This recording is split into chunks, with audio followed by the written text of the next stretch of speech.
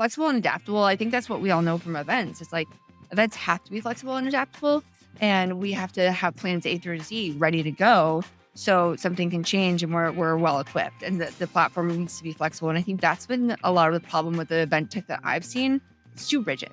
And so that's why it's taken us so long to develop this in particular, is we want to be able to create those intimate moments in those larger scale events. We want to be able to create something that scales from 2 to 2,000 pretty easily, which is a tall order, but hopefully we've achieved it.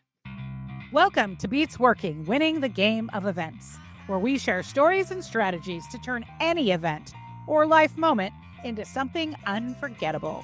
Events are wild, and the people who work in them are some of the most resilient humans on Earth. If you know, you know. So come with us behind the curtain for a look at their most memorable experiences. As they say, the show must go on, so let's get on with the show.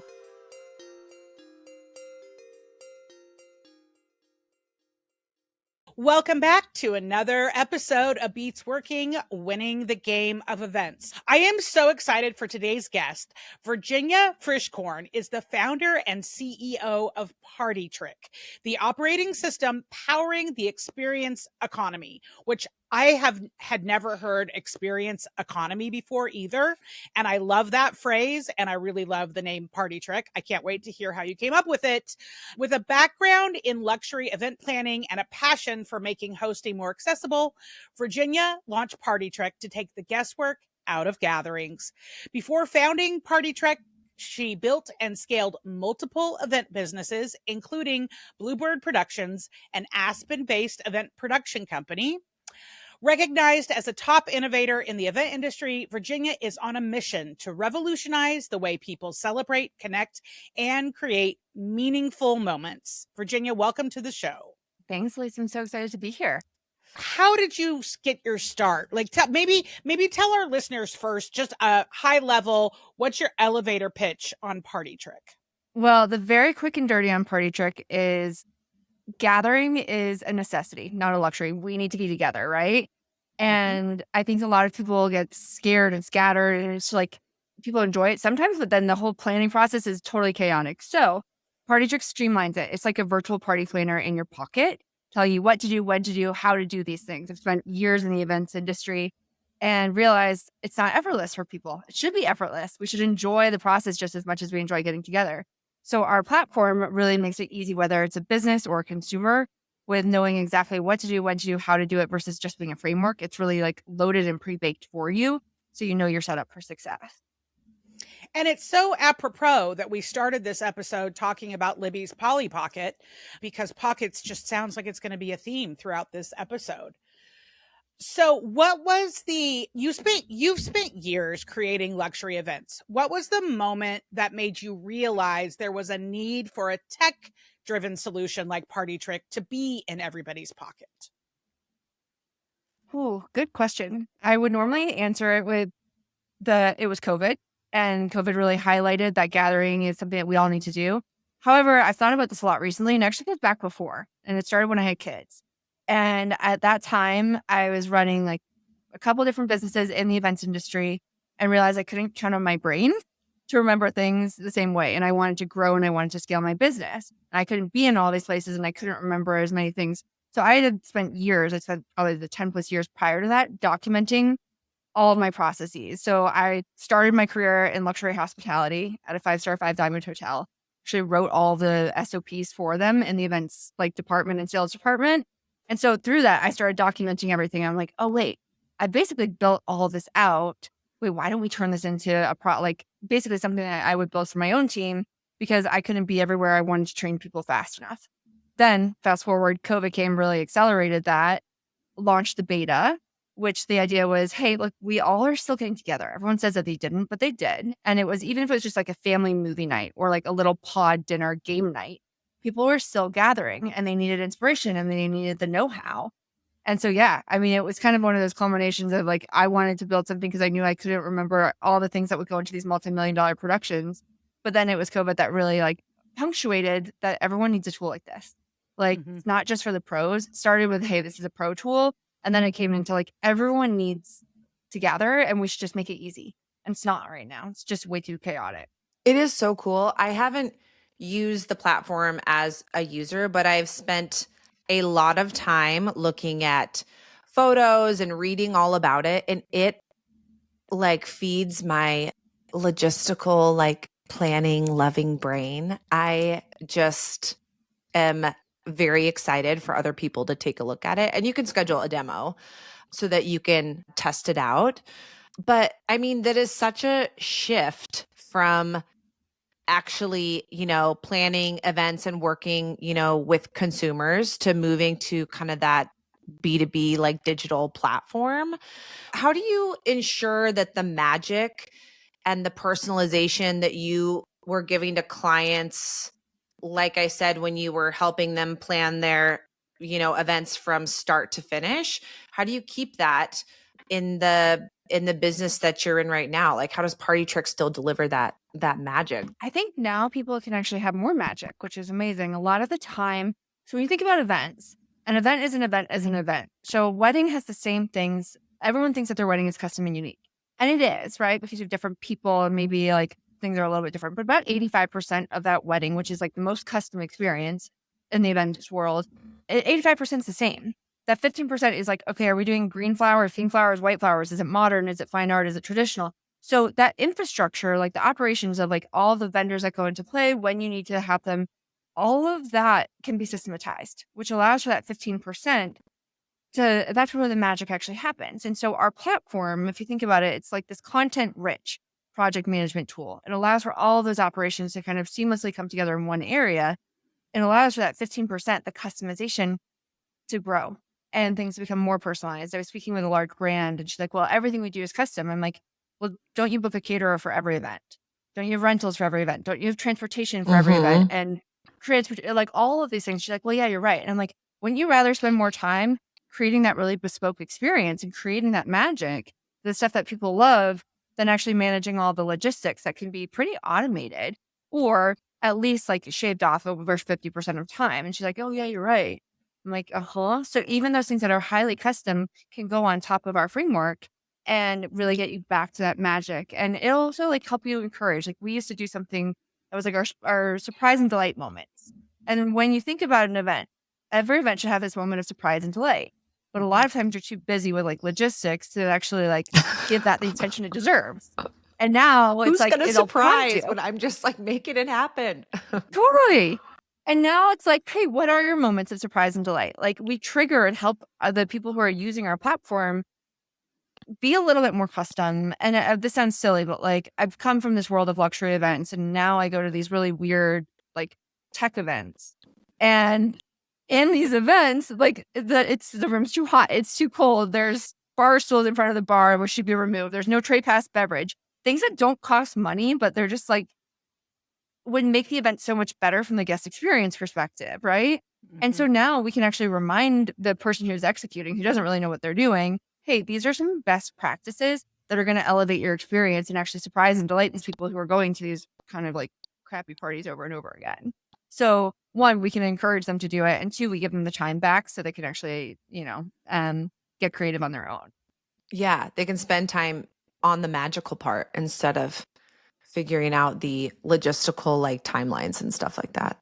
Completely. I was speaking with a client who is managing like 15 ambassadors for her brand, right? And it's she's spending the majority of her time just emailing and like sending them coordinating their schedules and shipping them product and not actually thinking about how do we make this like experience more delightful and enjoyable for those who are actually coming to all of these ambassador like fueled events.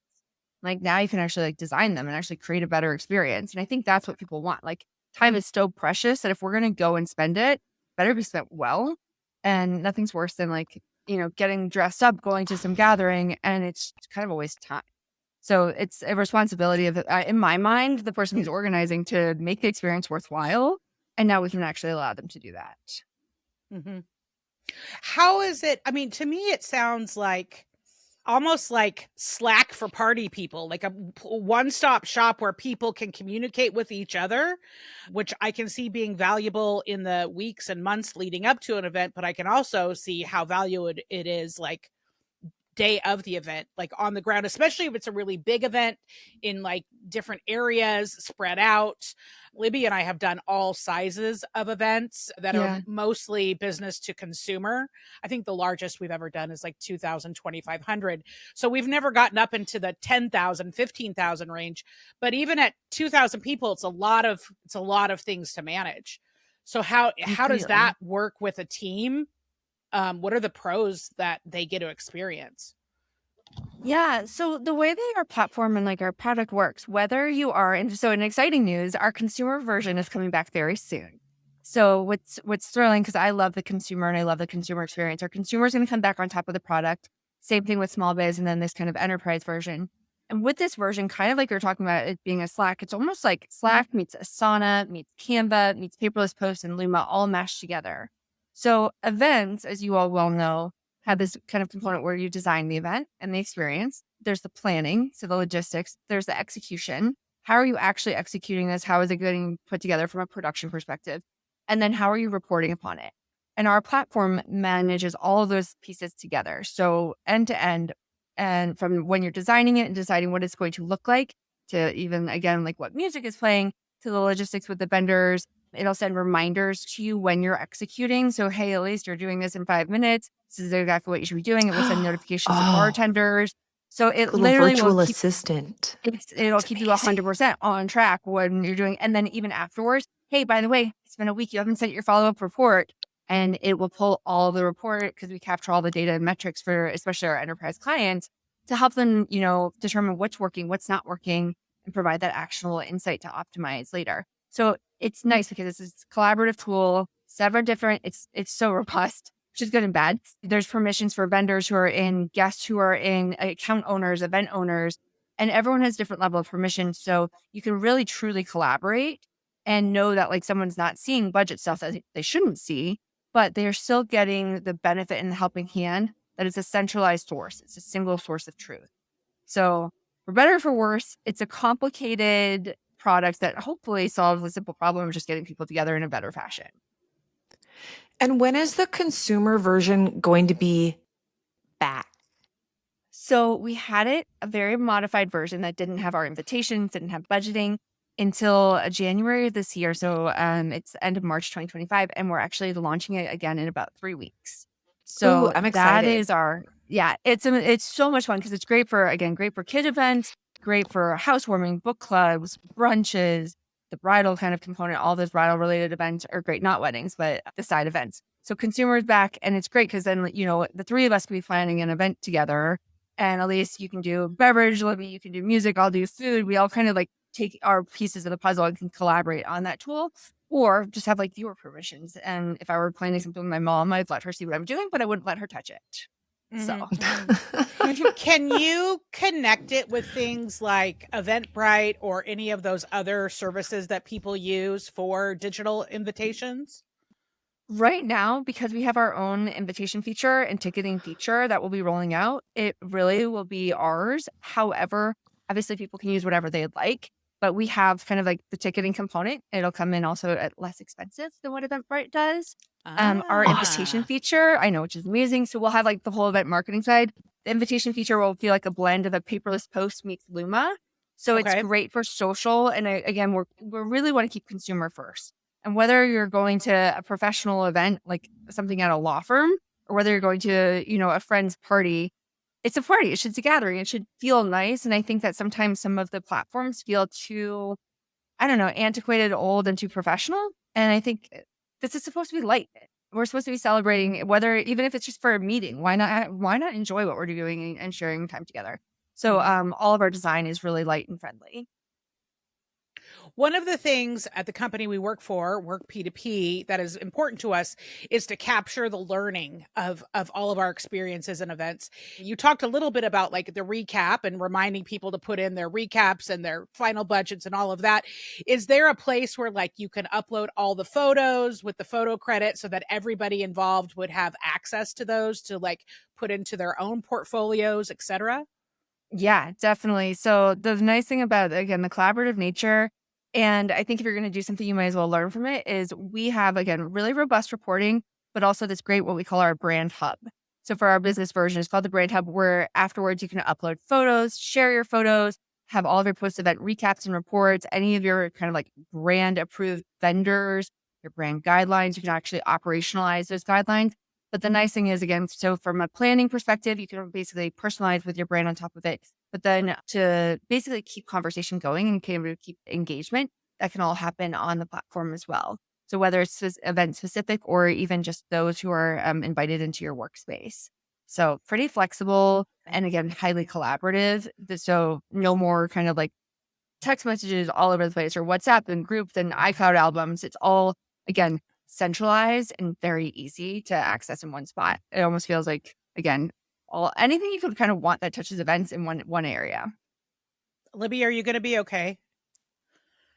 I mean, the events that we're personally planning right now are so small, but I'm already thinking of how I'm going to justify this to my other boss. What is the tipping point? What is the tipping point of when an event becomes too big and it's no longer personal? Like what's the tipping point in there between the two different areas? So let's just say somebody was doing, well, you said not a wedding, but like they're doing an event and it's small and it's like 25, 50 people. And then now they want to do one for 500 people. Like where does it go from being personalized, your kid's party into something a lot bigger if there's that middle land? Yeah, I think anywhere in that 200 to 500 range, I think it's kind of there. I would say like the way our platform works, we have just a general access. So there's nothing just like for general awareness. We don't charge by the amount of people that are coming. It's all kind of like one fee access. You can have as many people on it as you want. So whether you're 2 people doing a date night or up to 500 people, it doesn't really matter. In fact, we want people to get together over and over, right? And so the idea here is, I think even in those larger scale events, you're going to have those little micro events. And so you can create a personalized experience. So if you're doing a large, how do you create those little pockets, those little vignettes where you can have those personalized experiences, even in those large environments? And we can kind of help prompt for those. The product itself, I mean, we started the idea being we want to start hosting at home, whether it's, again, a date night, 20 people coming over for a cocktail party, 50 people coming over for a 50th. But it does work all the way up to larger scale events. I mean, we definitely, our sweet spot is in that repeatable event that brands are doing over and over. And so it could be showing up at a trade show. And in that case, you might have thousands of people coming by, but like it's used just kind of in that individual group.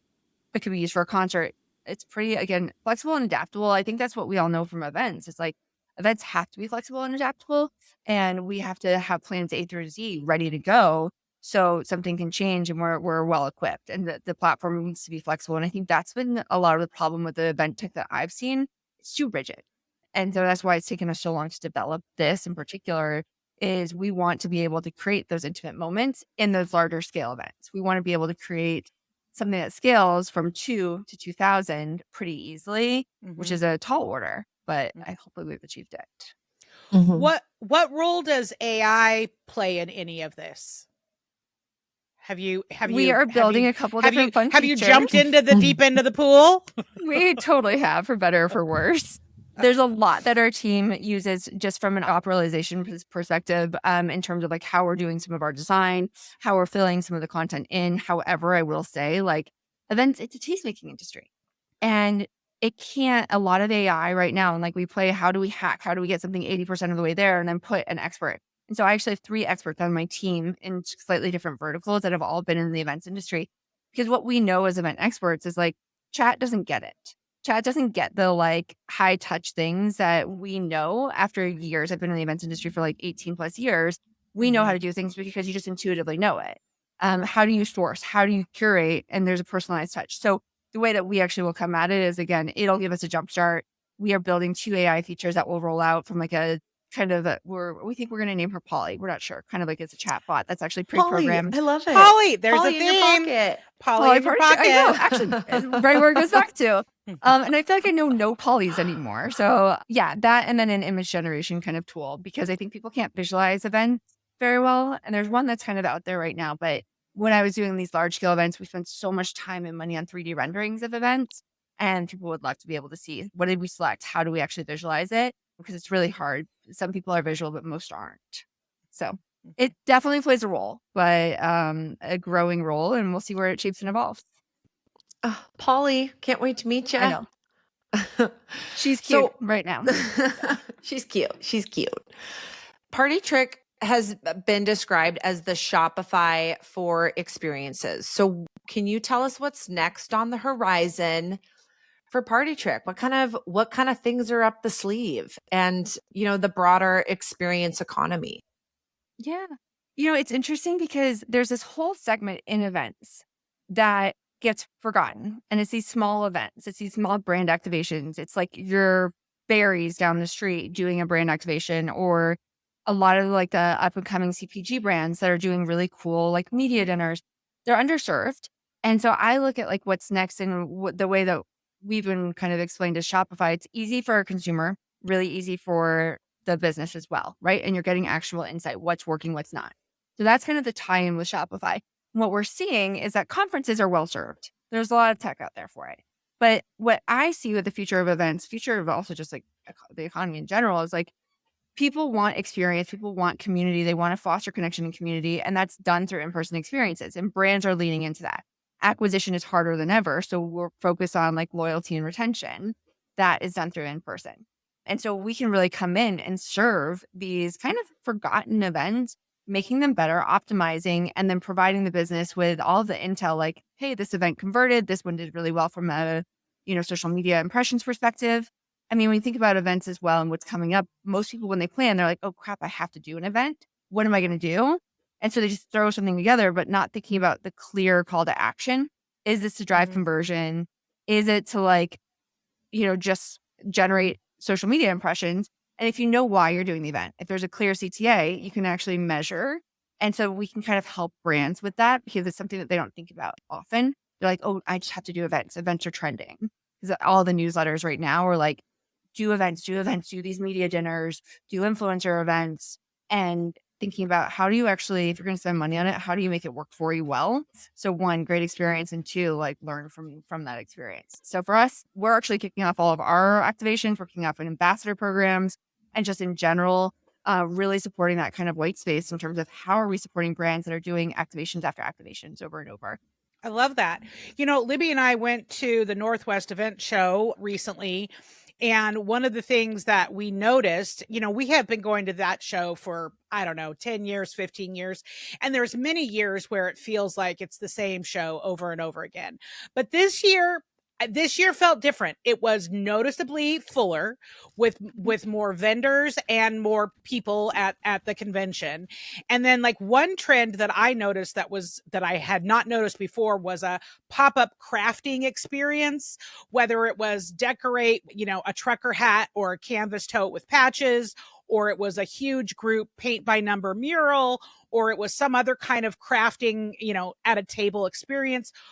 And that might be, I don't know if that's, specific to the Northwest, but I'm curious what trends that you might be noticing that might be emerging. I think the rise of trying to get people engaged versus just going to a cocktail party is like so spot on. And like, I mean, you saw it, whether it's, again, we've seen a lot of bouquet bar. I think that started trending hardcore last year. So making a bouquet bar, make your own bath salt, kind of funny. Again, some of oyster shucking classes, those are getting really big. We're seeing, I feel like they trended and then they went away and now they're coming back again. Something where you can get people to, again, interact with their hands, because then they let their guards down. It's almost like you put a kid in the back of the car, right? You're driving your kids home from school. You get the best, most engaged conversation, and you put them in front of you or across the dinner table and they don't want to engage. And Right. so any sort of like crafting something where you can kind of engage, it's also easier to bring people who don't know each other together. So if it's like a networking event, if you can jump in and start doing an activity, it's an easier way to kind of like spark conversation instead of just walking up to a group cold. Totally. So I see that. I'm glad that you started to notice that trend. I think it's a really fun way to like, what are we going to do tonight? Like, what's the activity essentially? Yeah. So, As a crafter, I was very excited. I was very, very excited to see this as a trend taking off. I also noticed at the show this year, there was more of on the forefront, there was marketing around alcohol-free cocktails. Are you seeing that as well? Yeah. Completely. It's, I mean, I'm in Colorado and the rise of NA here is huge. Like people just don't, I spent a fair amount of time in New York, and I feel like people are drinking still pretty heavily there. But like, and here, a huge rise of NA. NA is on the rise. We work with a lot of different non-alcoholic brands. As someone who rarely drinks, like I work all the time, and I have 2 young kids. I'm a single mom, so I love the NA trend, and I love that it's becoming so common. I love that it's no longer like a thing of, hey, you have to you go to an event and feel like you have to have a cocktail. You can now have a non-alcoholic cocktail instead. But huge trend, and I think it's a really great one. I love Colorado because it does feel very similar to the Pacific Northwest, minus you guys don't have as much water, obviously. Did I read a headline correctly that Sundance is moving to Boulder? It is, yeah. Wow, that's a big deal. That I love Boulder. Boulder is adorable. So I was like, it has been in the location it was at for a very long time, right? Probably over a decade. Yeah, I think it was like almost 20 years even. So I think it's going to be huge, big shift. I think it's been in the works for a bit, but I think Boulder's going to be thrilled to have it. I think it'll do some wonderful things for the state. And also it's fun to get like a different vibe here in Colorado. Aspen in particular has had this huge boom with like entertainment, but specifically in the music realm with Snow Lodge coming in, Palm Tree Festival. That's really shifted the vibe here. And I do think the culture is just evolving a little bit out of just like the X Games culture and some of the like heavy, like, all the athletes, especially in Boulder. Boulder's such like athlete central. So it'll be amazing to kind of bring a different level of like richness and activation to Boulder in the Front Range. Okay, we have a segment here called Winning the Game of Events. And I am hoping that you can share a fun or unexpected hosting hack that always surprises people. Maybe not always, but most of the time surprises people. We host Thanksgiving, Christmas, and 4th of July for family and friends. And New Year's Eve. And so we routinely have parties of, 30 to 60 people. And I would love to add a new hosting surprise to my bag of tricks. Okay, well, a couple small things. I feel like this one trended a while ago, but I won't let it go. And it's small, but one day I'll let it go. I don't know when. It's small, but like the frozen ice cube, interesting ice cube trick. It's not so much a trick. It's just like, it's a little moment of surprise and delight. I love doing custom ice cube, different shapes, different things inside of them, glitter inside of them. You put fruit inside of. I'll do in the winter, like the long ones with like the cinnamon sticks inside of them for like a hot toddy. Ooh. So if you think about Thanksgiving, how can you create? It's slightly small and unexpected. It's not like a interactive thing, but I will say it like always sparks conversation. The different size cubes, everyone gets that. That's kind of like old and done, but like trying to like mix it up, that's a weird one.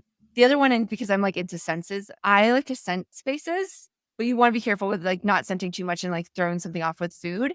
So whether it's like, it's just like, again, it sets a tone. It also like will imprint in people's brain in a different way. So it's not about engagement, but when people walk into your house, okay, like it's like, I love my scent pot at Christmas time and I always have it. I like put it on a crock pot with tons of spices. Again, you want to be mindful not to mess with like, if like the whole hosting experience is about food. You don't want to kind of throw off the scents with food, but scent is a big one. I also like this as a silly kind of hack when it comes to icebreakers. Most people ask silly icebreakers in terms of like favorite trip you've been on or what did you do? What like, they tend to not actually be that additive. I love doing one that's kind of what's your favorite piece of media you've consumed recently, whether it's a book, a podcast you listen to, because then it actually takes something that's actionable. So those are kind of like an easy way to interact and bring in a new tip that kind of will add a little bit of value. So those are like small. I love those though. And scent is such a big one because if you walk into a house and it doesn't smell very good, you will remember that part. Yeah. Yeah. Well, and at the event show, sorry to keep bringing it up, but one of the conference speakers, he did ask everyone to take a Post-it and write on the Post-it something that you've been watching or listening to lately, and then had everybody stick their Post-it in one area, which then you could go by and take a picture of it, and now you have like 30 ideas, and you can see where any like, repeated things were. So I thought that was very clever. It was way more clever than that. 2 truths and a lie. So Yeah. yeah. Yeah. And I love the idea of the edible glitter in the ice cubes. I never thought about that. I tried during the pandemic, tried to put like rose petals in ice cubes and and fruit, a few random things. But I did not think about trying glitter. So that's a good one. Yeah, edible glitter, it works really well. Again, kids love that one. I think that, like, if kids like it, it typically will surprise adults later. So I think, like, what would my kid like? Yes. And so, like, they love, again, and again, the glitter inside things, again, the cinnamon stick, the roses and the fruit, it's harder. But again, the frozen, they love even frozen orange juice inside their orange juice. It's just a surprise and delight. Again, frozen coffee. People have done that for years, but it still kind of surprises. So, I don't know. I love bringing that one back. It's been around, but I love it. What about, is there like a party favor or a swag item that you're like, this one just always works? It always works. It doesn't matter. It's classic. I'm a big fan of the Polaroid camera. I mean, Yeah. I was just on spring break with the kids, and I got them both cameras, and they love those. We did a 40th birthday party for actually one of my old clients. He pulled us out of like pseudo retirement to do this 40th. And we had the cameras around. People were nuts. They always love them. So again, Yeah. not as like a swag takeaway, but having those, I mean, costumes, people love changing I feel like when people put on like big hats and sunglasses, their personality changes. So late night, bring out the costumes. Cameras, no matter what, always tend to go over pretty well. So I don't know. There's something about a Polaroid that like the vintage throwback, but then the immediate gratification. And people just get sillier with those. People don't get silly in front of an iPhone, but people get silly when you have like a Polaroid. Because it's not going to live forever, maybe, but it's just in that one space. It's not, going to end up on Facebook. So completely. Are you seeing any different trends with photo booths as a whole? I feel like, I mean, they've been around forever now. They've really run their course. I've seen them all, but I don't know that I've seen anything like really new or fresh in that area in a while. I don't think I've seen anything fresh in a while. I mean, there's a 360 booth. I feel like people have kind of like the glam booths. It's been there, done that. I think they'll continue to stay because people will just want that. I'm seeing a trend right now in 3D. So kind of like the 3D visualization. So the events are being captured and then people can go back and relive them with like VR glasses. Those are kind of cool. We're seeing that more so. And that's actually been really great for like venue tours, but less about, because most people don't go back and like have the goggles and actually get to watch the parties they're going to, and nor do they actually really want to. I think for special events they do, but that's actually an interesting trend that's starting to pop up right now as well. So kind of like the VR experience at events and kind of reliving the moments. Yeah, I actually hope VR is around to stay. I got really into it in the pandemic. And I haven't used it a lot lately, but it's only because I've just been busy doing other things. It's not because I don't like it. I definitely think there's some interesting things that can be done in the VR space, especially at events. I think there's time and place for it. I think it's not for all events. I think, again, for some special one-off to go back, again, relive the moment. I think it's really helpful for event vendors to kind of show things off because it's hard to see. Like if I were a venue and I'm going to start my career at a venue, I remember I helped them do the Matterport tour. And a lot of times, so that Matterport technology is what people use in real estate a ton to go see a space. Being able to visualize a space in VR would be such an amazing sales tool. So a lot of event people, like if you're in entertainment, that's a great way to kind of help and support as well. But I think it's harder, like actually at the event as an attendee, but more from like event vendors to kind of like, incorporate in their practice. Well, this has been so much fun, Virginia. Can you please tell our many listeners where they can find you? Definitely. So come find us at partytrick.com or on Instagram at Partytrick, TikTok at Partytrick.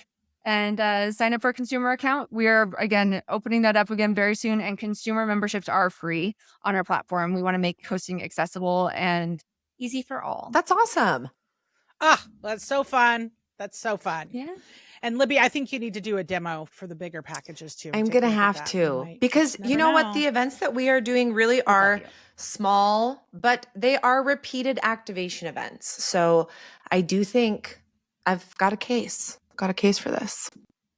Love it. Love it. Amazing. Well, that's a wrap for this episode of Beats Working, winning the game of events. If you have an idea or want to reach out, please email us at info@beatsworking.show. And please remember, every detail matters, every moment counts, and no matter what, the show must go on. Thanks for listening to Beats Working, winning the game of events, where we explore what it takes to make moments unforgettable. If you're leaving with a little more inspiration, a little more perspective, and a big side ache from all of the laughing at our funny jokes, then we've done our job. Beats Working is a Work P2P production. If you've enjoyed this episode, please don't forget to subscribe, rate, and review us on your favorite podcast platforms. Your support helps us keep the magic going.